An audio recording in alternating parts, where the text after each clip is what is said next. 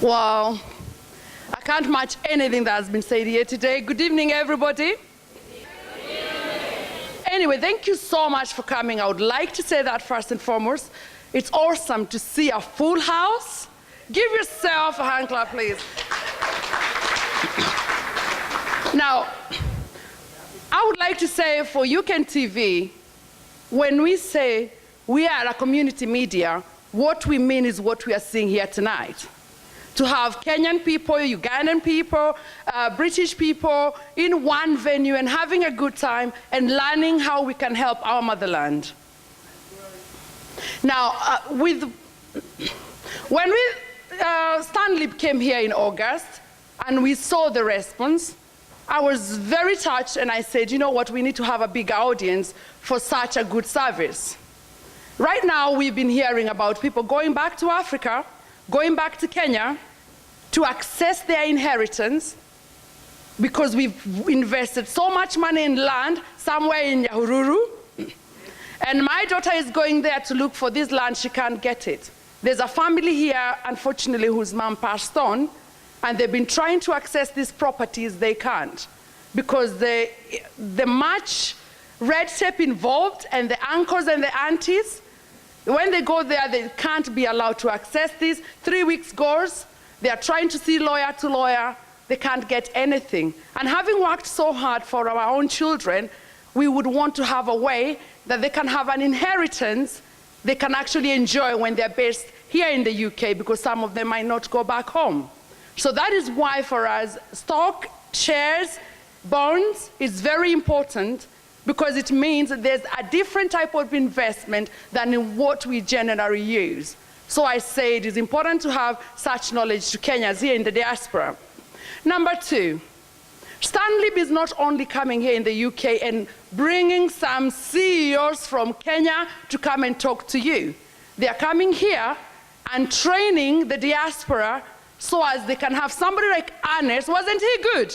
Yeah. Give it up for Ernest. They are training somebody like Ernest to be the agent here in the UK so as they can pass the knowledge. So they're also bringing jobs here to Kenyans in the UK. Sam Ochieng, you all know him, he's a diasporian.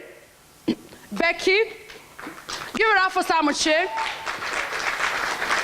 Becky, ex-diasporian. And of course me, I always struggle to get people to invest in Kenyan media, because ethnic media, positive media, nobody wants to take it. Anybody see any positive medias in the news? I'm going to tell them Kenya is nice, Kenya is this. They're like, no, no, no. Insecurity in Kenya, corruption in Kenya. Is that the voice you want Janet Wainaina to be saying on TV? No. So when I'm saying this positive news, I really need you to be part and parcel of supporting our media house. Because it's you and me that can be the voice of Kenya here in the UK. You already know the image of Kenya is tarnished here in the UK. We have visas at the Kenya High Commissions. They were going very, very well. Now there's not much visas going on. Tourists are not going to Kenya.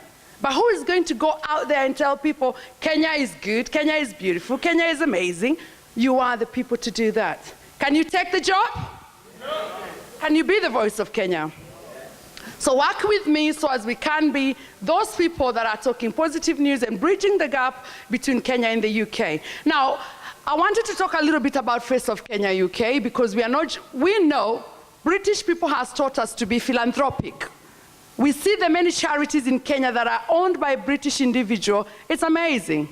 But we Kenyans in the UK can also be more philanthropic than that, because we know how it feels like to lack. We would like to see in this house you have daughters and sons who can be the Face of Kenya UK. The Face of Kenya UK 2014, Jackie was a big part. Jackie, stand up. Jackie Silwano.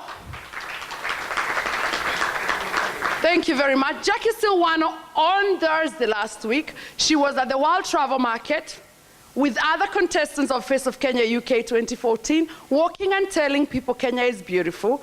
taking people to the Kenyan stand, and because of their accent and they're very friendly, they've been brought up in the UK, they can easily engage with people. So our children can be the bigger voice for Kenya than we ourselves if we teach them what Kenya is all about. So Face of Kenya UK is an avenue where we promote Kenya, we bring community cohesion like what we are bringing here today. Kenyans of different tribes, it doesn't matter, we are all one.